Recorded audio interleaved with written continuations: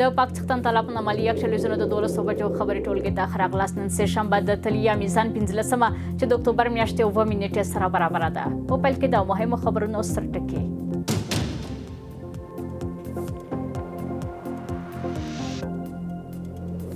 د افغانستان پر خوندي امنیت د ټرمپ اعتراف. ډونالد ټرمپ ویلي چې د امریکا په ځینو ښارونو کې د جرم کچه له افغانستان هم لوړه ده.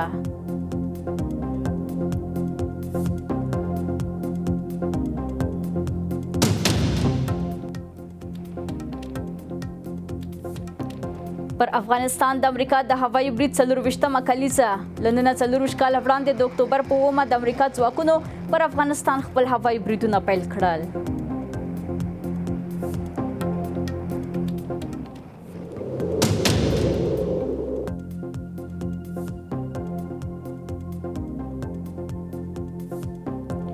او د غزې، ایران او سوریې په اړه د پوتین او نتنیاهو ټلیفوني خبرې.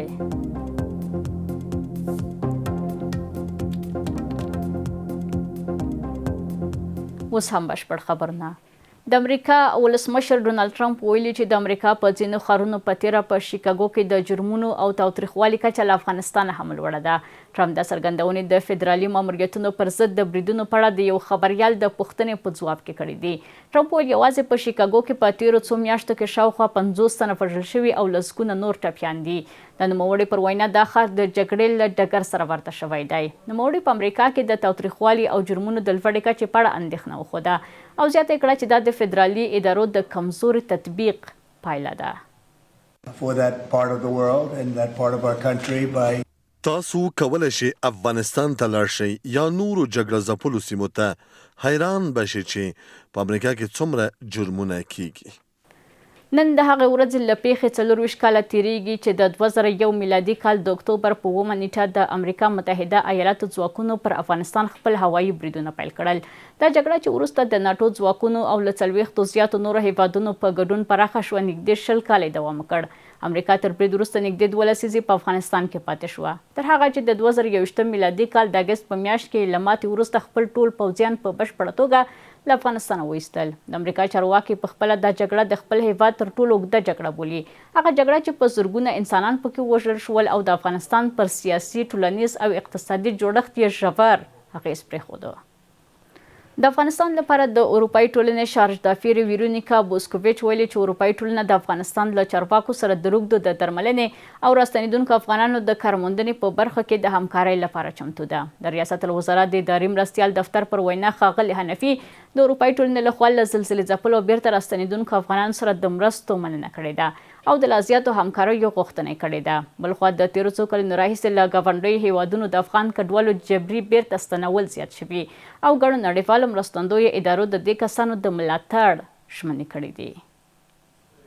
د افغانستان اسلامي امارت د ریاست الوزرا اداري مرستیال محترم مولوي عبدالسلام حنفي صاحب د اروپایي ټولنې د استازولۍ له شارج د پیري میرمن ویرونیکا بوسکوویچ او مل پلاوي سره وکتل. په دې کتنه کې اغلې بوسکوویچ د اسلامي امارت تر واکمنۍ لاندې مثبتو بدلونونو ته اشاره وکړه او د اسلامي امارت له لوري د راستنو شوو مهاجرینو بهیر د مدیریت قدرداني وکړه. ویل اروپایي ټولنه به د راستنو شوو کډوالو د کونړ د زلزلې ځپلو او د معتادینو د درملنې په برخو کې له افغانستان سره مرسته کوي. محترم حنفي صاحب د یادو مرستو مننه وکړه او د مرستو د دوام هرکلی وکړ. زیاته کړه چې اقلیمي بدلونونه او د مهاجرینو ستونزې ګډ نړیوال مسؤلیتونه دي او هیوادونه باید د مهاجرینو د حقونو په خوندیتوب کې خپله ونډه ادا کړي.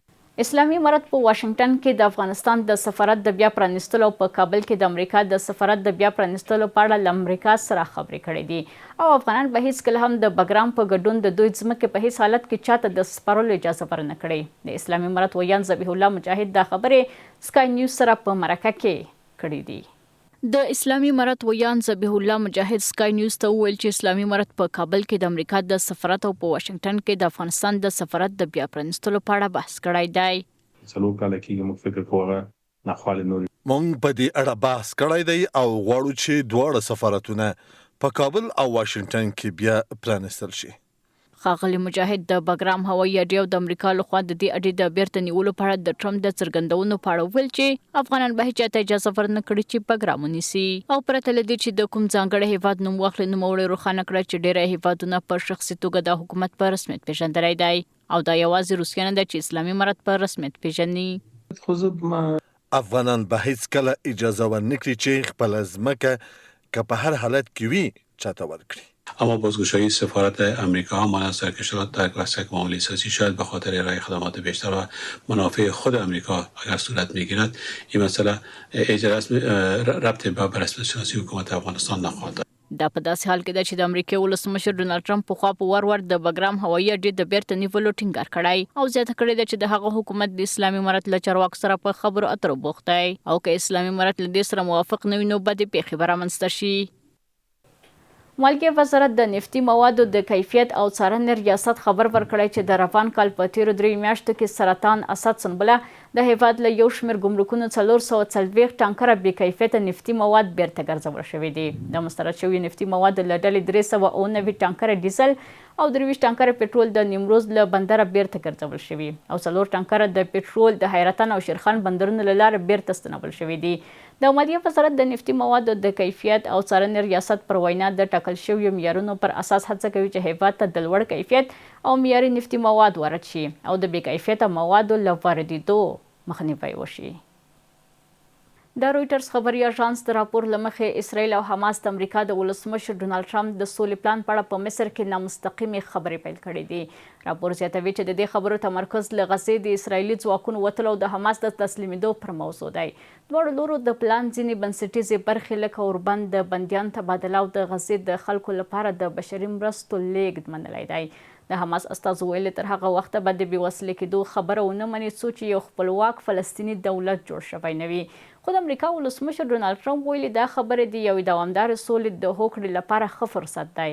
دا خبرې د مصر، امریکا او قطر په منځګړیتوب روانې دي او ټاکل شوي ده چې تر سبا پورې دوام وکړي.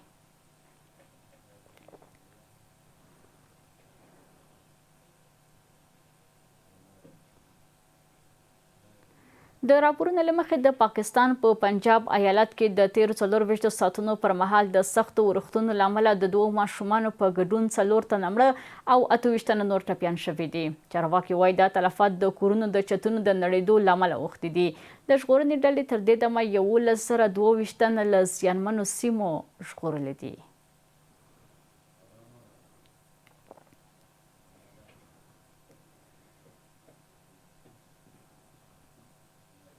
د روسیې ولسمشر ولادیمیر پوتین د اسرائیل له لومړي وزیر بنیامین نتنیاهو سره د منځني ختیځ د حالاتو او د امریکا ولسمشر ډونالد ټرمپ لخوا د وړاندې شوې سولې طرحې په اړه ټلیفوني خبرې کړې دي. د کرملین د اعلامیې له مخې دواړو لورو د منځني ختیځ د سولې پروسې د بیا پیل اړتیا او د سیمې د ثبات پر ارزښت ټینګار کړی دی. راپورونه وایي پوتین او نتنیاهو د ایران د اټومي پروګرام د سوریې په شمول د سیمې د امنیتي وضعیت او د ګډو هڅو پر دوام هم خبرې کړې دي. روسیه وایي د منځني ختیځ د کړکېچونو د حل لپاره باید د ټولو اړخونو اندېښنې په پام کې ونیول شي، په داسې حال کې چې اسرائیل د ایران د اټومي فعالیتونو په اړه خپل امنیتي اندېښنې تکرار کړې دي. تر اوسه د دې خبرو د لا نورو جزئیاتو په اړه دواړو لورو له تبصرې ډډه کړې ده.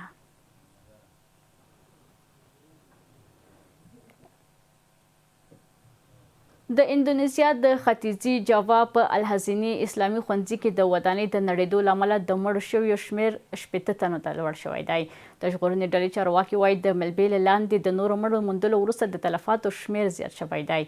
د دوی پر وینا د پیښې پر مهال په ښوونځي کې لسګونه زده کوونکي او ښوونکي موجود وو. ځایي چارواکي وایي د پیښې د علت د معلومولو لپاره پلټنې روانې دي. خو د لومړنیو معلوماتو له مخې د ودانۍ زړېدو د بارانونو له امله د بنسټیزو کمزوري د نړېدو لامل ښودل شوی دی. د ژغورنې ډلې هڅې لا هم روانې دي او امکان شته چې د مړو شمېر لا هم لوړ شي.